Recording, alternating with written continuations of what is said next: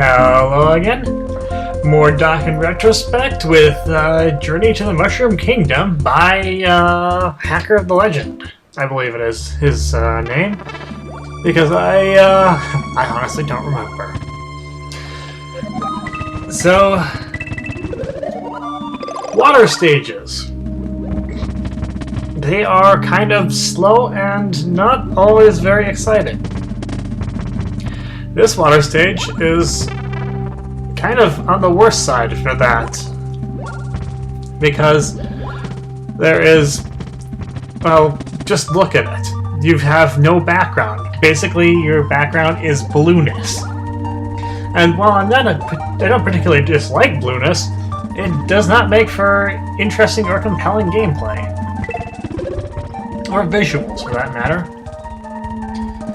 For that matter, bloopers don't make for very fun enemies to go around. And they have several different kinds of bloopers, so that's several different kinds of not fun. Not the kind of stage enemy choice I would like in mind. Also, torpedo heads appearing from pipes that are unmarked. That got me earlier. I don't think it'll get me again. But calamari should get out of the way and not bother people. Seriously. But yeah, there's not really all that much to say about this stage. It's a straight line without any interesting... Oh, I guess it did get me once more. Although I think I was trying to see if there was something in that pipe, so I don't know that technically it was gotten, but either way. Ish. Another one of those World 2 stages that really does not sit well with me. Roy's Boo Fort is similar in that it does not sit well with me. So, you need to have the yellow switch pressed to move forward.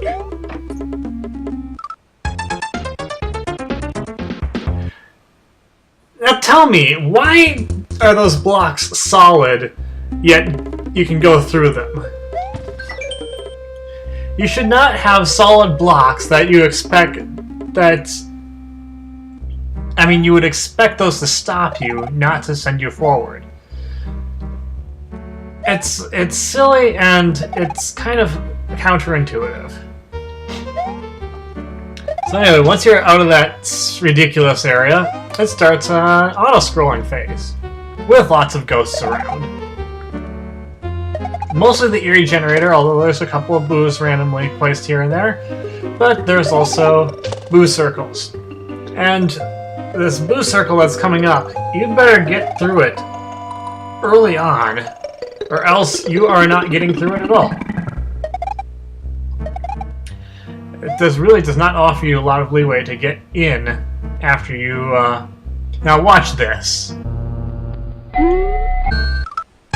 I did not touch that Eerie. Can guarantee you I did not touch that Eerie. And I think there's a reason why I still died, which you'll see pretty shortly after I show you how many times I ate it because of this dumb Eerie generator. Ugh, generators. They're such a pain. Okay, that one was totally my fault. But, in my defense... Okay, there it is. There it is. I literally died to nothing. And I actually use a rewind because I'm not gonna die to nothing, obviously. That's just silly. So I'm pretty sure it's some kind of invisible Eerie that did not show up, because you saw that Eerie in the lead up there just kind of flickered into existence after a bit. So I think something kind of went wrong with the sprite memory there. Where is Mario? Mario has disappeared. Ah, there he is. The Big Boo was just kind of taking up all the space, apparently. While we're at it, that looked like a kind of a weird Big Boo. So yeah, this castle has all sorts of issues. It's another example of really flawed design. You should probably not be using generators where they're going to make you go invisible and such. But that takes us out of World 2 as soon as this countdown stops. And on to World 3. World 3 is kind of strange. We go from the frustration of World 2 with several levels of bad design to just kind of very rompy levels. This not super hard difficulty and not a whole lot of things other than just kind of straight shots to the end goal. You can see in this one especially. I'm still a little bit wary because of all the stuff that's been going on, that went on in World 2, but I have no real... I end up not having anything really to fear. Which, I suppose is good in a way, because I don't have a lot of, I don't have hits to take. Basically, if I get hit twice, I'm dead. And that's even less leeway than you usually get in a Mario hack. Excluding the Kaizo hacks, which force you to be small all the time. But yeah, there's nothing there! It's just kind of empty and devoid of anything that is especially interesting. And that's kind of gonna be the same thing for Vanilla Capers. Maybe a little more up and down, but really, there's not a whole lot of stuff to speak of.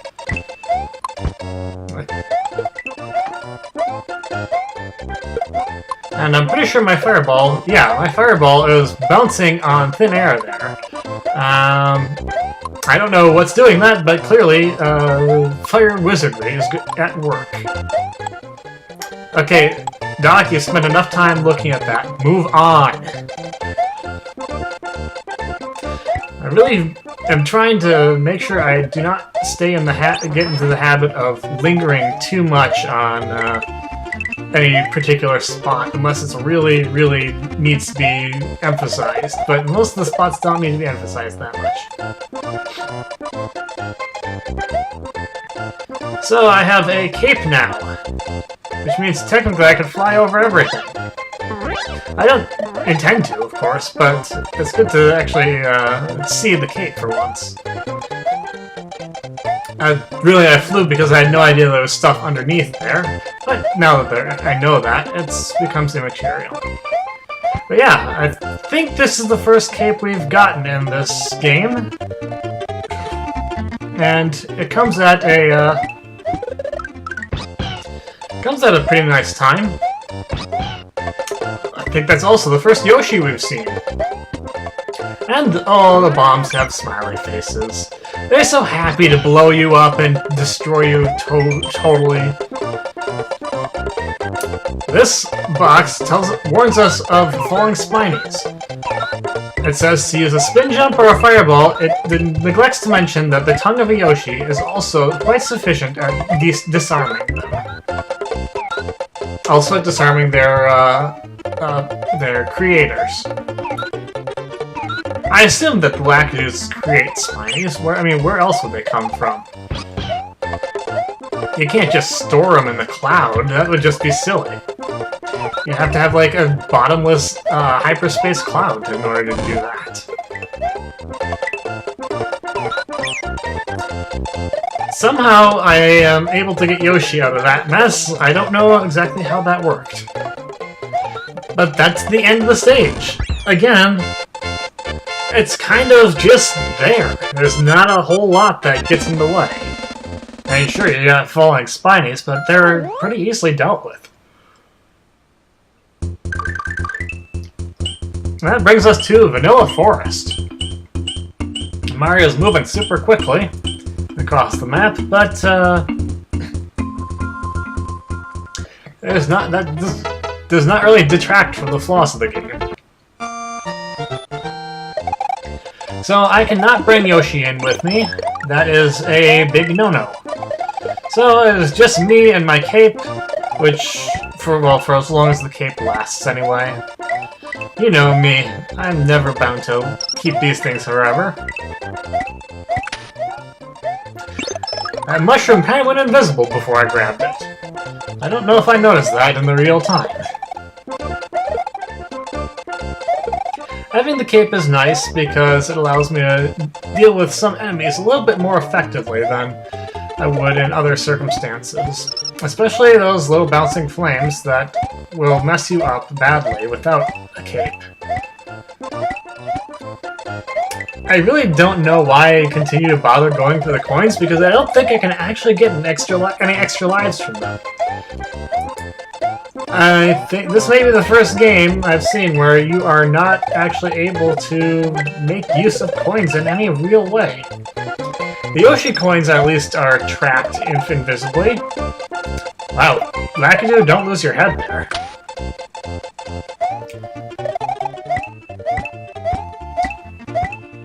Oh, and I think the sound went a little bit into desync there. I think I adjusted it later in the video. But that Lakitu kind of messes me up a little bit.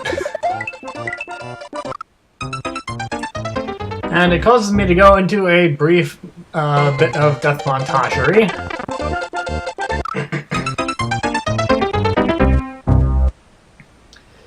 Most of which is caused by Lakitu, but one of them is caused by flame there.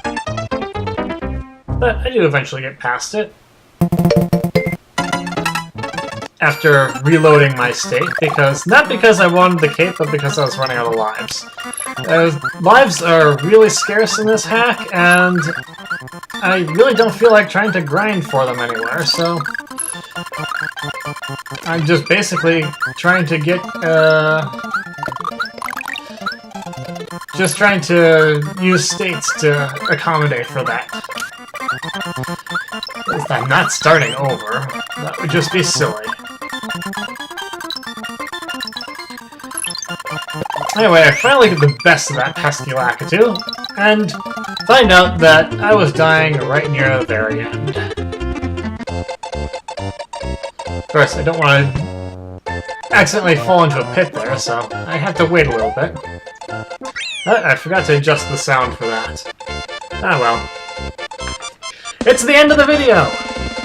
Not the end of World 3, but the end of the retrospective, because things will pick back up when I start video 4. So, that's all from me for now. Until next time, this is Doc. I'll see you later.